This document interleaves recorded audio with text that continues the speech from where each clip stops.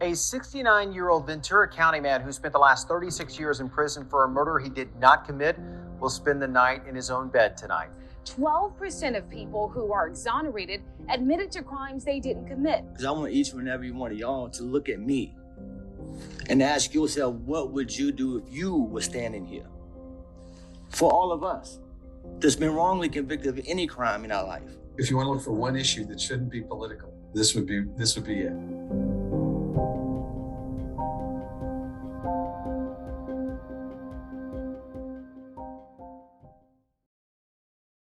The Innocence Project is an organization that seeks to exonerate wrongfully convicted people across the United States. It started in New York, where the original Innocence Project is. There are now Innocence Projects throughout the nation and even the world. So we're part of the broader Innocence Network. There's different definitions of what constitutes a wrongful conviction. I think the quintessential example that most people probably think of is circumstances where the person who is convicted is factually innocent of the crime. That is to say, they didn't do it.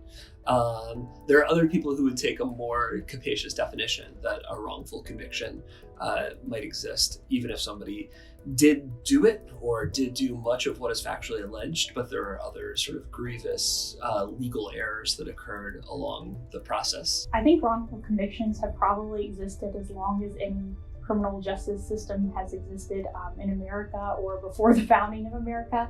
The United States criminal justice system has always had large disparities in terms of race and class, but particularly over the past several decades during the era of mass incarceration, those disparities have become more pronounced and have become a lot more salient, I think, in the public imagination as well. It definitely is a lot of times racially motivated.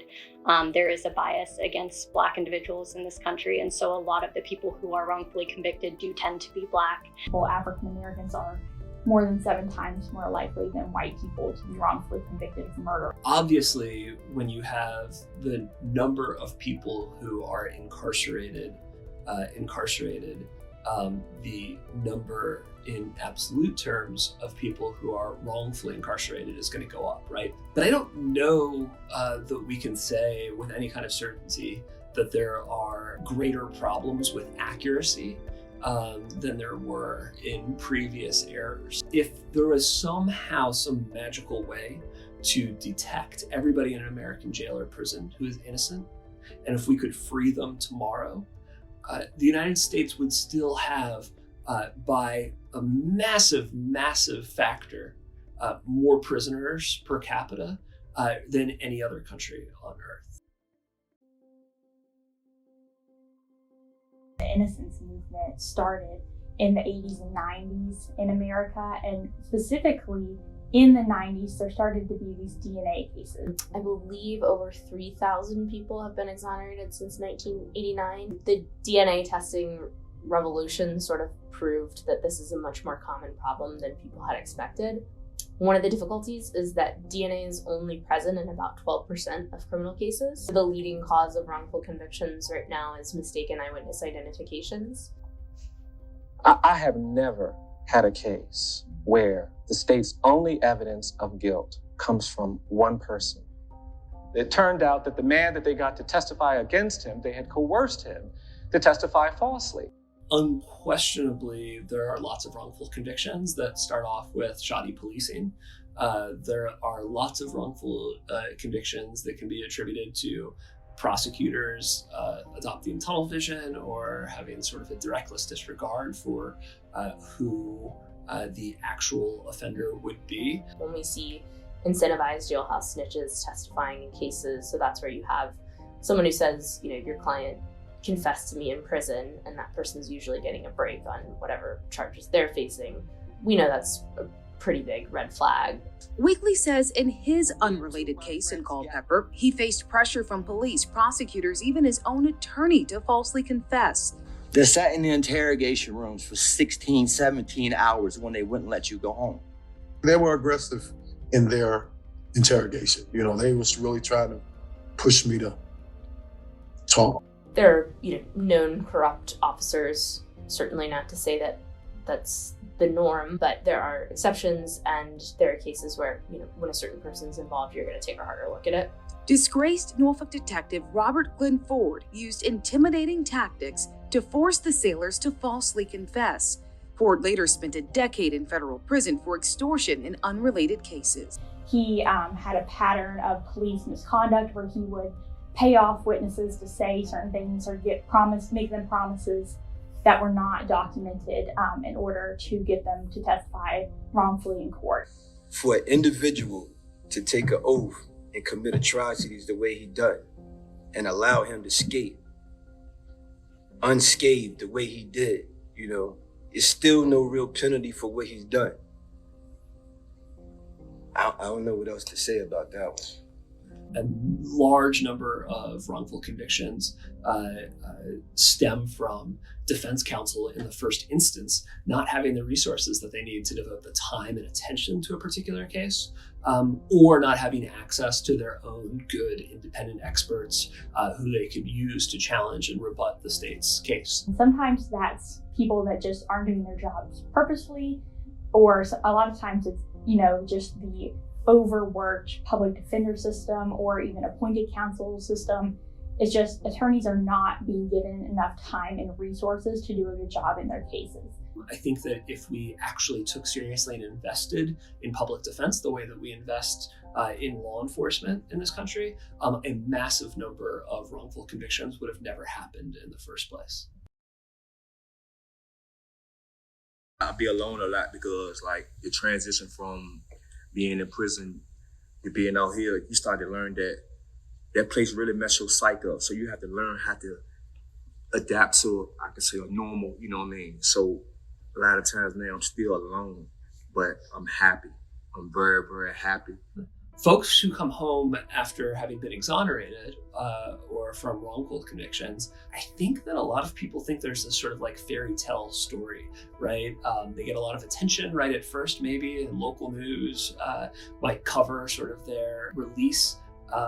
But afterwards, there's still a huge amount of difficulty reintegrating with the community, reuniting with family, and also just dealing with the trauma and pain that comes from having been wrongfully convicted during all of those years. The prison system is not the best, and so the fact that someone has to be in the prison system when they did absolutely nothing wrong, it's very hard on the mental health and physical health of anyone who goes through it. After you are cleared of a wrongful conviction, it doesn't really end there because you were in prison for such a long time for something that you didn't do. We've set up our entire reentry process in this country in ways that make it hard for folks when they come home to reestablish their lives in ways that are safe and healthy and not conducive to recidivism. Compensation is not guaranteed for innocent people who plead guilty under pressure. Last year, we worked on compensation reforms, so clients who have been exonerated are eligible for compensation in Virginia. We had 6 clients exonerated in the last year, and they were all eligible for compensation. So they came to the legislature and talked about what they'd gone through and why they were deserving of compensation. And that was a tough battle. Currently in the state of Virginia, if you are wrongfully convicted, you are eligible for $55,000 per year of incarceration and compensation. Previously, there had not been a set amount. We tried to advocate for it to be the median household income for the state of Virginia, which in 2021 was about $82,000 a year. Obviously, we didn't succeed. We got $55,000. We do get a lot of pushback, especially from law enforcement agencies, because most of the things we're asking for, they do make their job a little bit harder at least. Anything that stops them from getting a conviction, they're going to be pushing back against. The criminal justice system in America, it churns people through, and they don't want to disrupt the churn. We're in the unfortunate position a lot of the time of accusing people of misconduct.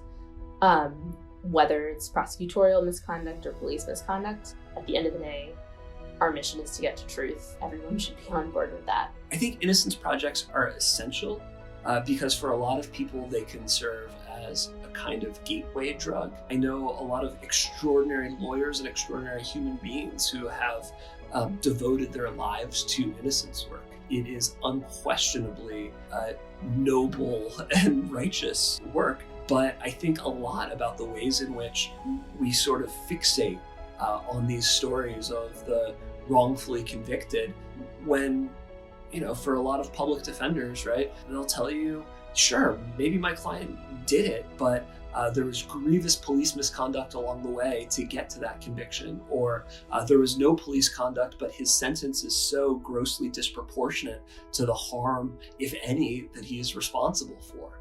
And I worry that when we think about innocence work, we think about all of the guilty people who don't belong in prison either. I feel like I've been born again. I was 19 when I got incarcerated. I'm 40 now. So I spent half my life in prison, half my life on the street. So what am I, 20? Or what I feel like? I think we have no idea how many people are innocent, and I think the number is probably significantly larger than we estimate.